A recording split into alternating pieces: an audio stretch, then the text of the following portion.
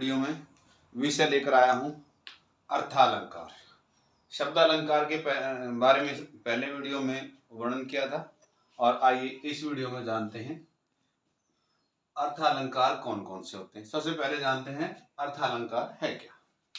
अर्थालंकार जहां काव्य में अर्थों के कारण सौंदर्य या चमत्कार उत्पन्न हो, जहां काव्य में अर्थों के कारण, शब्दों के अर्थों के कारण सौंदर्य या चमत्कार उत्पन्न हो, तो वहां अर्थालंकार होता है। शब्दालंकार में शब्दों के कारण और अर्थालंकार में अर्थों के कारण सौंदर्य उत्पन्न होता है। आइए जानते हैं अर्थालंकार कितने हैं। विभिन्न आचार्यों ने अर्थालंकारों की संख्या बहुत ज्यादा 200 से अधिक अर्थालंकार बताए हैं, लेकिन जो महत्वपूर्ण जो अलंकार हैं उनके बारे में इस व्याख्यान में मैं वर्णन कर रहा हूं। आइए जानते हैं कौन कौन से अर्थालंकार होते हैं। सबसे पहले है अतिशयोक्ति। अतिशयोक्ति यानी कि ऐसी युक्ति जो बढ़ा चढ़ाकर की जाए, जहां काव्य में बात को बढ़ा चढ़ाकर कहा जाए और जिससे लोक मर्यादा का उल्लंघन हो, कि समाज में वो बात यकीन करने लायक ना हो, तो वहां अतिशयोक्ति अलंकार होता है। एक उदाहरण से समझते हैं। हनुमान की पूंछ में लग न पाई आग, लंका सारी जल गई गए निशाचर भाग।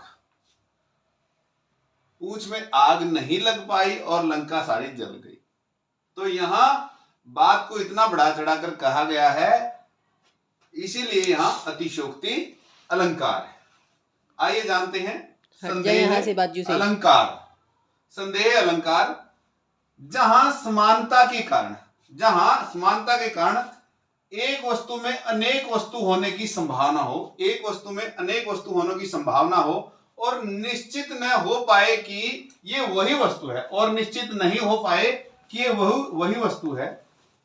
यहां उपमेय या उपमान में समानता का भ्रम हो, उपमेय या उपमान में समानता का भ्रम या संदेह हो, तो वहां संदेह अलंकार होता है। उदाहरण देखते हैं। यह काया है या शेष उसी की छाया है। यह काया है या शेष उसी की छाया है। अक्षण भर कुछ नहीं समझ में, अक्षण भर उनकी कुछ नहीं समझ में। तो ये जो है लक्ष्मण जी समझ नहीं पा रहे कि ये शरीर उर्मिला का है, वो इतनी दुबली पतली है कि छाया है या उर्मिला का शरीर है। तो ये भ्रम उत्पन्न हो रहा है छाया में और शरीर में, इसीलिए यहां पर संदेह अलंकार है। उसके बाद अगला अलंकार जानते हैं उपमा अलंकार। जहां उपमेय की तुलना उपमान से की जाए, उपमेय की तुलना उपमान से की जाए, वहां उपमा अलंकार होता है। उपमा अलंकार में 4 चीजें देखनी होती है हमें, जिनका हमें ध्यान रखना चाहिए। सबसे पहले जाने कि उपमेय क्या होता है। जिसकी तुलना की जाए उसे उपमेय कहते हैं। जिसकी तुलना की जाए उसे उपमेय कहते हैं, और जिसके साथ की जाए उसे उपमान कहते हैं। और एक होता है साधारण धर्म। उपमेय व उपमान को जोड़ने वाला गुण। उपमेय व उपमान को जिस गुण से जोड़ा जाए उसको साधारण धर्म कहा जाता है। और वाचक शब्द वो होता है जो शब्द उपमेय उपमान को जोड़े। वो जो शब्द उपमेय और उपमान को एक साथ जोड़े, उस शब्द को वाचक शब्द कहते हैं। आइए उपमा का एक उदाहरण देखते हैं। पिपर पात सरिस मन डोला। पिपर पात सरिस मन डोला। पीपल के पत्ते के समान जो है मन डोल रहा है, हिल रहा है।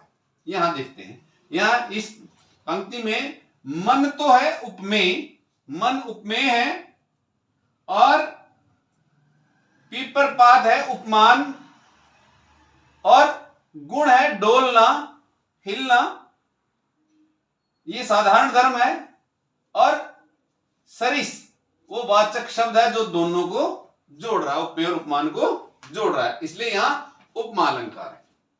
आइए जानते हैं दृष्टांत अलंकार। दृष्टांत अलंकार जहां पर उपमेय व उपमान में बिंब प्रतिबिंब का भाव हो, या उसको प्रस्तुत मान लिया जाए, या उदाहरण देकर कही गई बात, जिसमें उदाहरण देकर कोई कही गई बात हो तो वहां दृष्टांत अलंकार होता है। दृष्टांत अलंकार को उदाहरण अलंकार भी कहते हैं। और इसका एक उदाहरण देखते हैं। कहना कृपा कटाक्ष की, कहना कृपा कटाक्ष की, कोर कामना दास, चातक चित्त में चैत जो, स्वाति बूंद की आस। स्वाति बूंद होती है आसमान की बूंद, नक्षत्र की बूंद, यानी आसमान का पानी, बारिश का पानी।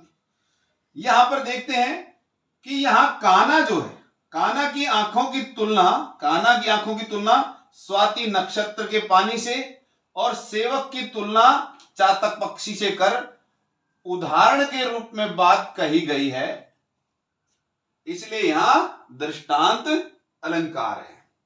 आइए जानते हैं रूपक अलंकार के बारे में। रूपक अलंकार क्या होता है? उपमेय में उपमान का आरोप हो, उपमेय में उपमान का आरोप हो, या उपमेय और उपमान को एक कह दिया जाए, एक जैसा कह दिया जाए, तो वहां रूपक अलंकार होता है। आइए रूपक अलंकार का उदाहरण देखते हैं। चरण कमल बंदो हरिराई, चरण कमल बंदो हरिराई, यहां इस पंक्ति में उपमेय चरण पर, उपमेय चरण पर उपमान कमल का आरोप है, या दोनों एक कह दिए गए। उपमेय चरण पर उपमान का आरोप है, दोनों को एक कह दिया गया, इसलिए यहां रूपक अलंकार है। आइए जानते हैं उत्प्रेक्षा अलंकार। उत्प्रेक्षा अलंकार जहां उपमेय में उपमान की संभावना, उपमेय में उपमान की संभावना हो, और उत्प्रेक्षा अलंकार की जो है पहचान है, वाचक शब्द होते हैं, मनो मानो जैसे शब्दों का प्रयोग जिस पंक्ति में, जिस पद में हो, तो वहां उत्प्रेक्षा अलंकार है। उदाहरण देखिए, उसका मुख मानो चंद्रमा, तो ये वाचक शब्द आ गया और उपमेय में उपमान की संभावना दिखाई है, इसलिए यहां उत्प्रेक्षा अलंकार है। आइए जानते हैं विभावना अलंकार। विभावना अलंकार होता है कि कारण के बिना ही कार्य हो, कारण ना हो लेकिन कार्य होता हो, प्रतीत हो रहा हो, तो वहां विभावना अलंकार होता है। उदाहरण देखते हैं। बिन पग चलई, बिन पग चलई सुनई बिन काना, बिना पैरों के चल रहा है और बिना कानों के सुन रहा है, यानी कि कारण के बिना कार्य हो रहा है, इसलिए प्रस्तुत पंक्ति में विभावना अलंकार है। आइए जानते हैं एक और अर्थ अलंकार, अन्योक्ति अलंकार। किसी को लक्ष्य करके, उद्देश्य करके कही गई बात हो, जहां किसी पंक्ति में किसी को लक्ष्य करके, उद्देश्य करके कही गई बात हो, तो वहां अन्योक्ति अलंकार होता है। अन्योक्ति अलंकार का उदाहरण देखते हैं।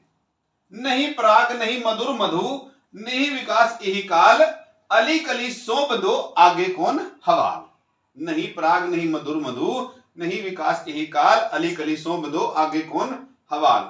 प्रस्तुत पद में जो है कवि बिहारी ने राजा जयसिंह को लक्ष्य करके कही गई बात है कि भंवरे के माध्यम से बात कही कि राजा जयसिंह अपने दरबार में एक अल्प आयु की नर्तकी के आकर्षण में, मोह में फंस गए थे, राजकीय कार्यों में रुचि नहीं ले पा रहे थे, इसलिए उनके दरबारी कवि ने उनको समझाया है, क्योंकि राजा को सीधे से नहीं कह सकते थे, और भंवरे के माध्यम से बात कही है कि भंवरा अगर ऐसी कली से बंधेगा तो उसका कुछ होने वाला नहीं है, इसलिए यहां जो है लक्ष्य करके कही गई बात है, तो यहां अन्योक्ति अलंकार है। उसके बाद जानते हैं अगले अलंकार विरोधाभास। यहां विरोधाभास अलंकार में की पहचान है वास्तविक विरोध ना होकर, वास्तविक विरोध ना होकर विरोध का आभास मात्र होता है, तो वहां विरोधाभास अलंकार होता है। विरोधाभास का अलंकार का एक उदाहरण है, या अनुरागी चित्त की गति समझे नहीं कोई, या अनुरागी चित्त की गति समझे नहीं कोई, जो जो बूढ़े श्याम रंग त्यों तो उज्जवल होई। तो यहां पर वास्तविक विरोध न होकर विरोध का आभास है कि अनुरागी साधक की चित्त हृदय की गति दशा कोई नहीं समझता। जो जो बूढ़े श्याम रंग भगवान श्री कृष्ण के रंग में, बूढ़ा होने का अर्थ है ब्रज में डूबना। अगर श्री कृष्ण के रंग में डूबेंगे तो उज्जवल होंगे, लेकिन यहाँ आभास कर लिया जाता है कि श्याम रंग में डूबने से उज्जवल कैसे हो सकते हैं। तो यहाँ जो है आभास, विरोध का आभास मात्र दिखाई पड़ता है, इसलिए यहाँ विरोधाभास अलंकार है। आइए जानते हैं विशेषोक्ति अलंकार। जहां कारण होने पर भी कार्य ना हो, जहां कारण होने पर भी कार्य ना हो तो वहां विशेषोक्ति अलंकार होता है। उदाहरण देखिए, पानी बीच मीन प्यासी मोही सुन सुने आवे हांसी। पानी के अंदर मछली प्यासी है, ये यानी कि कारण है फिर भी कार्य न हो रहा, प्रतीत हो रहा है, इसलिए यहां विशेषोक्ति अलंकार है। उसके बाद है मानवीकरण अलंकार। मानवीकरण नाम से लगे मानवीय क्रियाकलापों का आरोप, यानी कि प्रकृति की जो वस्तुएं हैं, जड़ वस्तुएं, हवा, पानी, बादल, पर्वत, पहाड़, इन सभी में मानवीय क्रियाकलापों का आरोप कर लिया जाता है।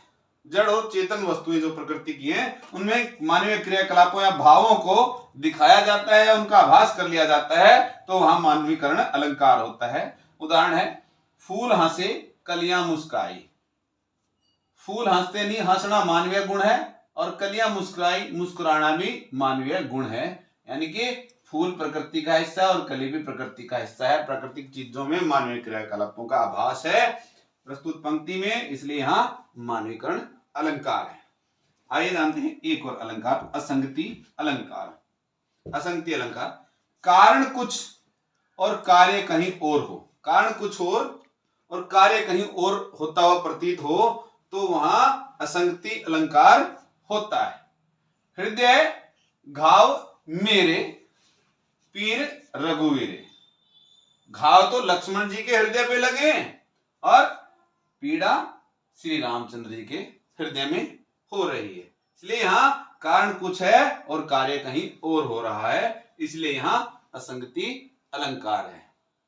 ये अर्थालंकारों का एक व्याख्यान था, इसमें हमने प्रमुख अलंकारों को जो है यहां प्रस्तुत किया है। उम्मीद करता हूं कि सभी विद्यार्थी इस व्याख्यान से मुख्य अर्थालंकारों के बारे में अच्छे से जान पाएंगे।